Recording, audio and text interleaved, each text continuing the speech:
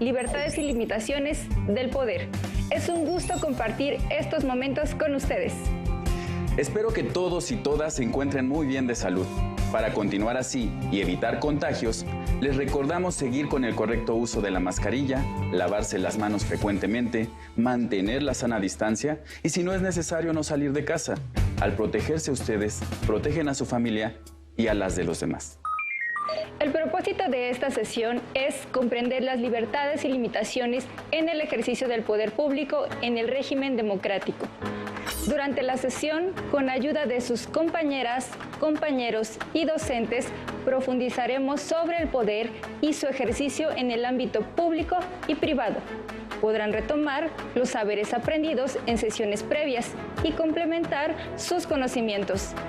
Alumnas y alumnos, los materiales que utilizarán son el libro de texto, un bolígrafo o lápiz y su cuaderno para que anoten las ideas principales, las preguntas y reflexiones que surjan en esta sesión.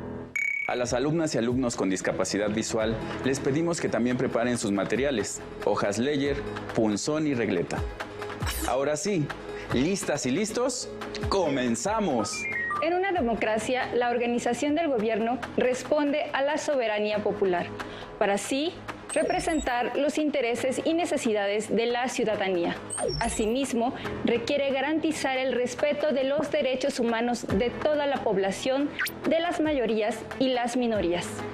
En este caso, el poder político, es decir, el poder para gobernar y tomar decisiones sobre la vida pública de toda una región o un país, se comparte con la ciudadanía.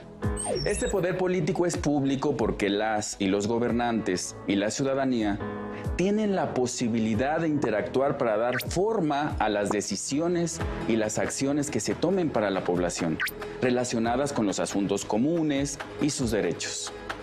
Para ayudarnos a ampliar nuestro conocimiento sobre el tema de la autoridad y el poder público, veamos y escuchemos la entrevista realizada por su compañera Lilia al maestro Jorge Jiménez. Hola a todos y todos, mi nombre es Lilia Luna Delgado, soy estudiante de secundaria y el día de hoy nos acompaña el maestro Jorge Jiménez, especialista en derechos humanos, quien nos platicará sobre el poder y su ejercicio. Hola Lilia, ¿cómo estás? Muy buenos días. Buenos días también a la audiencia. Muchos saludos, muchas gracias por la invitación. Ok, para iniciar me gustaría preguntarte, ¿qué es el poder? Pues mira, desde la perspectiva sociológica, el poder es una oportunidad o posibilidad que existe en una relación social, vaya entre dos o más personas, que permite que una de ellas o un grupo, digamos, cumpla su voluntad y se puede obtener el poder de forma legal o ilegal. Es decir, es esta capacidad que se puede imponer a otro grupo de población o a otras personas. Insisto, ahí sí hay que tener mucho cuidado porque se puede obtener de una forma legal, ¿no? Por las vías evidentemente jurídicas, o de una forma totalmente ilegal, ¿no? Entonces, esa más menos sería como un acercamiento al concepto del poder. Y bueno, también la idea del poder suele estar asociada con la autoridad, pero ¿realmente son cosas distintas? Sí, regularmente el poder está más asociado con esta capacidad de imposición y no necesariamente con el reconocimiento de la persona por sus características, llamémosle intelectuales y demás.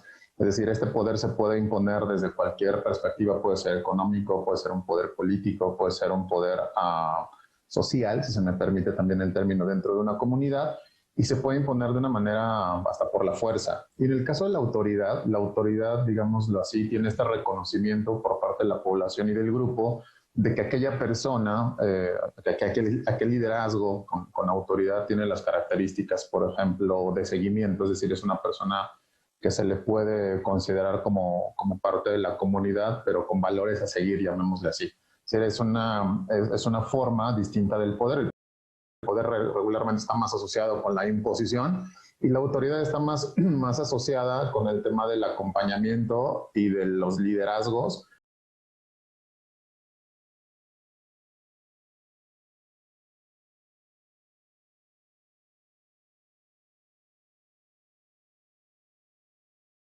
Es decir, ¿cómo se distribuye el poder público? La característica de una sociedad democrática es que nosotros y nosotras, las personas, somos ciudadanos. Participamos de un concepto que se llama ciudadanía. Por lo tanto, desde esa característica ciudadana podemos incidir en el poder. ¿Cuál es la forma en que se vive hoy una sociedad democrática? Parecería que nada más el tema de democracia significa salir a votar. Y no, salir a votar es un ejercicio democrático. Otros ejercicios democráticos son que se les solicite cuentas, por ejemplo, a las autoridades, ¿no? A las personas que están a cargo de este país y de los gobiernos. Y por otro lado, ¿cómo está dividido? Habría que recordar o habría que echarle un ojo a la historia nuevamente. Cuando la Revolución Francesa, se recordarán, existía una sola persona que era la que determinaba cómo se iba a regir un territorio en específico. Después de la Revolución Francesa, lo que viene a suceder en la historia es que se divide el poder. Y eso es muy bueno, porque al final el poder hoy no reside en una sola persona, sino en tres diferentes escenarios. Uno, el poder ejecutivo, que está representado en el caso del poder federal por el presidente de la República, en el caso de los gobiernos, por el gobernador de un estado, y en el caso de un municipio o una alcaldía, pues por el presidente municipal en el caso, o por el alcalde en el caso de Ciudad de México. Y en el caso, por ejemplo, del otro poder, que es el poder legislativo, está definido o representado a través de la Cámara de Senadoras y Senadores y la Cámara de Diputados y Diputadas en el caso federal, y en los gobiernos locales, pues por los congresos, llamémosle locales también. Y por otro lado está el Poder Judicial. El Poder Judicial está representado por la Suprema Corte de Justicia y otras instancias que se encargan de revisar que las leyes que crea el legislativo y que propone el ejecutivo se lleven a cabo con la normatividad que dicta este país, por ejemplo, en la actualidad. Ok, y ¿podrías darnos un ejemplo sobre el ejercicio incorrecto del poder por parte de una servidora o un servidor público?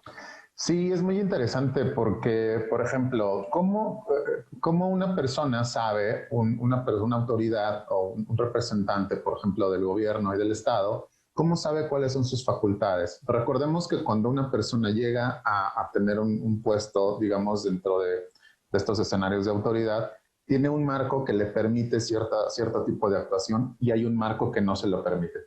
El día de hoy, o al menos a partir del año 2011, toda la política pública y todo el ejercicio que se lleva a cabo por parte de cualquier representante del Estado debe de estar sí o sí cruzado por elementos de derechos humanos. Quiere decir, más o menos, que la actuación de una persona que representa a la autoridad en el Estado debe de conducirse siempre con principios y valores respecto de derechos humanos. El principal, el de la dignidad, por ejemplo. No discriminación, entre otros y demás.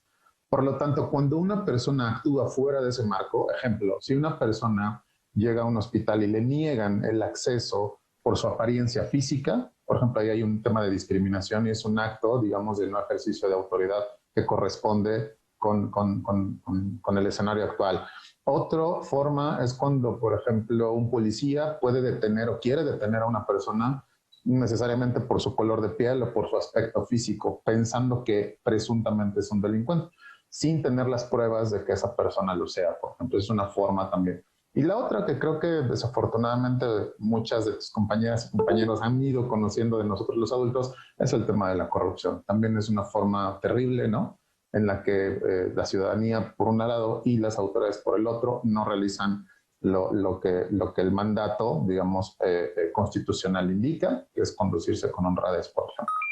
Según lo expuesto en el video por Jorge Jiménez, podemos definir el poder público o los poderes públicos como un conjunto de órganos e instituciones del Estado, que se agrupan en torno a tres diferentes poderes: el poder legislativo, ejecutivo y judicial. Con la organización del gobierno en tres poderes, se busca la distribución del poder político. Cada uno requiere actuar con autonomía y debe haber un equilibrio entre ellos. Para que quede más claro, revisemos el siguiente esquema sobre la división del poder público. Como hemos mencionado, la organización del gobierno democrático se divide en tres poderes. Poder legislativo. se encarga de elaborar nuevas leyes y modificar las ya existentes, a fin de que éstas respondan a los retos sociales y las necesidades de la población. Poder Ejecutivo. Le corresponde hacer cumplir las leyes mediante la creación de programas y acciones que se organizan en una política pública, es decir, la estrategia que sigue un gobierno para satisfacer las necesidades de una sociedad. Poder Judicial. Vigila el cumplimiento de las leyes y la manera en que se aplica la justicia. Tiene la función de defender el orden que la Constitución establece para proteger los derechos humanos y gobernar. Asimismo, las autoridades que integran cada uno de los 3 niveles de gobierno, legislativo, ejecutivo y judicial, se organizan de la siguiente manera. A nivel federal, se compone por las diputadas, diputados y las y los senadores, el presidente de la República y las magistradas y magistrados de la Suprema Corte de Justicia de la Nación. A nivel estatal, se integra por las diputadas y diputados estatales, la gobernadora o gobernador del estado y las juezas o jueces del Tribunal Superior de Justicia y juzgadores locales. Por último, a nivel municipal, se conforma por las y los regidores, la alcaldesa o el alcalde, la presidenta o presidente municipal, las y los síndicos, juezas y jueces de paz. A las figuras antes mencionadas les llamamos servidoras y servidores públicos. Como recordarán, una servidora o un servidor público es una persona que brinda un servicio de utilidad social. Las y los servidores públicos prestan servicios al Estado a través de instituciones federales o estatales públicas. Por ejemplo, los hospitales, las escuelas o las fuerzas de seguridad, que están encargadas de hacer llegar el servicio público a la comunidad. En otras palabras, buscan el bienestar y la creación de las condiciones para el ejercicio de derechos entre la población. Así es, maestra Nayade. Pero, ¿qué pasa cuando una servidora o servidor público no cumple con sus funciones? Muy buena pregunta, maestro Mario. El incumplimiento de los deberes por parte de una empleada o empleado público implica sanciones que consisten en amonestaciones, suspensión del empleo, suspensión del cargo o comisión, entre otras. No está por demás recordar que los valores y principios que toda y todo servidor público deben observar en el desempeño de su empleo, cargo, comisión o función son los siguientes: valores, legalidad, honradez, lealtad, imparcialidad, eficiencia. Mientras que los principios que deben guiar su actuar son los siguientes: interés público, respeto, respeto de los derechos humanos, igualdad y no discriminación, equidad y género, integridad, cooperación, liderazgo, transparencia, rendición de cuentas. Ahora bien, para saber más sobre este tema y las leyes que regulan las responsabilidades de las y los servidores públicos, veamos y escuchemos con mucha atención el siguiente video realizado por la alumna de secundaria María José. Hola a todos y todas, soy María José, estudiante de secundaria, y me gustaría hablarles sobre las leyes que reglamentan las responsabilidades de las y los servidores públicos en nuestro país. Por un lado, las funciones de quienes integran el gobierno en el país y en cada estado están reguladas por las leyes en la Constitución Política de los Estados Unidos Mexicanos y en las constituciones estatales. Al conjunto de capítulos y artículos que describen tales funciones se les conoce como parte orgánica de la Constitución. Este apartado establece la estructura y las funciones de los diversos órganos de gobierno que lo integran. Por otro lado, de manera particular, la Ley Fundamental de Responsabilidades de los Servidores Públicos señala las obligaciones en el servicio público, las responsabilidades y sanciones administrativas en el servicio público, las autoridades competentes y los procedimientos para aplicar dichas sanciones, las autoridades competentes y los procedimientos para declarar la procedencia de los procesamientos penales de los servidores públicos que gozan de fuero, el registro patrimonial de los servidores públicos. Con esta nueva ley, el Tribunal Federal de Justicia Administrativa es la instancia encargada de sancionar a las y los servidores públicos. agradecemos a María José su colaboración, quien ha señalado un punto muy importante, y es que una servidora o servidor público es aquella persona que se encarga de realizar una tarea con el fin de generar un bienestar para toda la sociedad. Así es. Uno de los rasgos que debe sobresalir en una servidora o servidor público es proceder con ética, ya que las consecuencias de sus acciones suelen llegar a un conjunto mayor de la sociedad. Para poner en práctica los conocimientos adquiridos hasta ahora sobre los poderes legislativo, ejecutivo y judicial y las servidoras y servidores públicos que los conforman, realicemos el siguiente ejercicio. Desde casa veamos y escuchemos con mucha atención las indicaciones. El ejercicio consiste en relacionar las columnas sobre las funciones de los poderes del gobierno para la satisfacción de las necesidades de la población. A continuación, la profesora leerá los reactivos y ustedes en casa anotarán la opción que corresponde con el enunciado. Después verificaremos si nuestras respuestas fueron correctas. Inciso A. Poder Ejecutivo. Inciso B. Poder Legislativo. Inciso C. Poder Judicial. Acciones. Se reúnen continuamente para discutir las leyes que rigen a nuestro país y hacerles cambios que las adecuen a los tiempos presentes o para crear nuevas leyes. Establece las condiciones para que las leyes puedan cumplirse. Este poder está en manos del presidente de la República y el de cada estado está en manos de un gobernador o gobernadora, que son elegidos por votación popular. Estudia las leyes y con ese conocimiento juzga a quienes cometen faltas. Asimismo, protege los derechos que otorga la Constitución a todas y todos los mexicanos. Maestro Mario, ¿podemos resolverlo? Claro que sí. El inciso A, que corresponde al Poder Ejecutivo, se relaciona con la respuesta que indica que este establece las condiciones para que las leyes puedan cumplirse.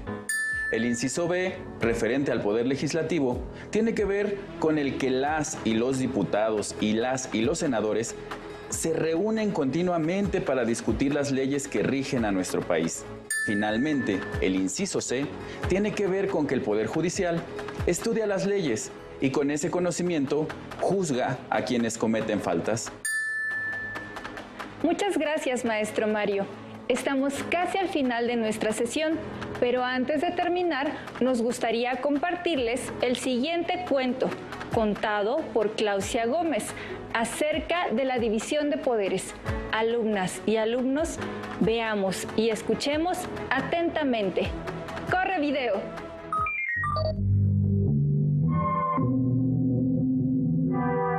El Principito partió de su querido planeta, apenado, pero con ilusión por descubrir nuevos mundos. Cerca de su asteroide encontró un planeta minúsculo, gobernado por un rey. De hecho, el rey era el único habitante del planeta. Estaba sentado sobre un trono y vestía una larguísima capa de armiño. Sobre su cabeza tenía una enorme corona. El rey se alegró de ver al Principito. ¡Qué bien! Un súbdito, le dijo. El Principito no entendió muy bien cómo es que sabía que era un súbdito, si no lo conocía. ¿Y cómo sabes que soy un súbdito?, preguntó él mientras bostezaba. Estaba muy cansado por el viaje.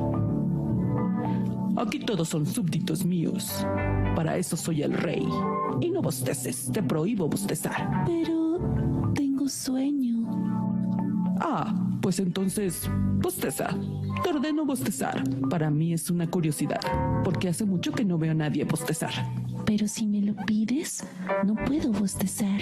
Bueno, pues te ordeno bostezar y no bostezar, dijo resuelto el rey. Si ordena a un general que se transforme en Ave María y no obedece, no será culpa del general, sino mía. Debo dar órdenes razonables que se pueden cumplir. ¿Y sobre quién gobiernas?, preguntó entonces el Principito. Sobre todos. ¿No hay nadie más aquí? Sobre todo lo demás. ¿También las estrellas y el sol? Claro.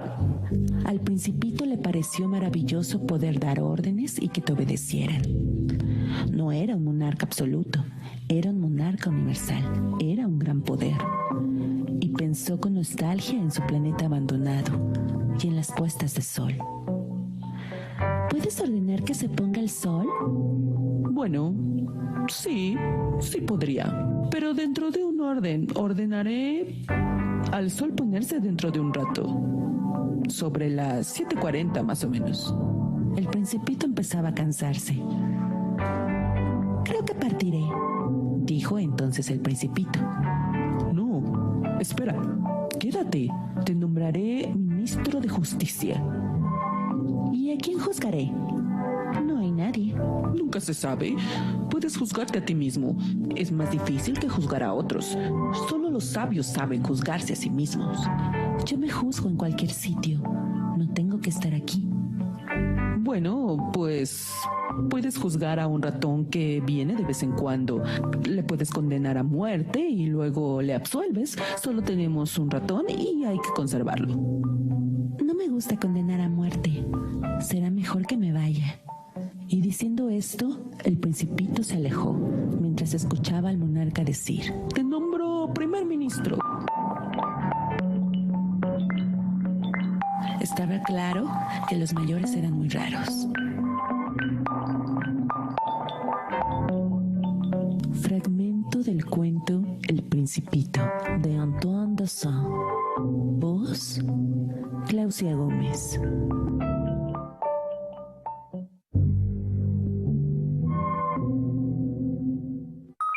Después de escuchar y ver el video, nos queda más claro que la mejor forma de gobierno es la división de poderes, ya que evita que un jefe de Estado se convierta en un dictador o en un tirano. Pues al administrar el poder público, unas personas se encargan de elaborar leyes, otras de aplicarlas y otras de interpretarlas y resolver los conflictos derivados de su aplicación. Buen punto, profesor Mario. Y frente al poder público también se encuentra el poder popular, que implica el ejercicio de manera democrática y participativa por parte de las ciudadanas y los ciudadanos en las distintas esferas de la vida social, en la búsqueda del establecimiento de relaciones humanas, sociales y políticas justas e incluyentes. Estamos por terminar, así que haremos una recapitulación de lo visto en esta sesión. Aprendimos que los poderes públicos son el conjunto de los poderes del Estado, el ejecutivo, el legislativo y el judicial. El poder público es necesario para la organización de los grupos sociales que confluyen en un espacio geográfico, social, político, cultural e histórico. La división de poderes democráticos se origina como una necesidad de asegurar la convivencia humana. Asimismo, resaltamos que un funcionario es quien desempeña profesionalmente un empleo público. En México existe una ley federal de responsabilidades de los servidores públicos que reglamenta su trabajo. Llegamos a la conclusión de que el poder popular puede provocar una transformación progresiva que, como fuerza política, posee su centro la participación ciudadana.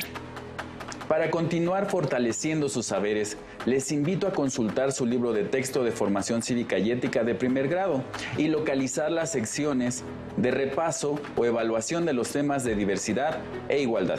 Muchas gracias, maestro Mario, por acompañarnos. Recuerden que aún nos queda mucho por explorar y descubrir. Nos vemos la próxima semana aquí en Aprende en Casa. Les invito a que continúen aprendiendo y, por supuesto, a que sigamos adelante en este ciclo escolar. Hasta la próxima.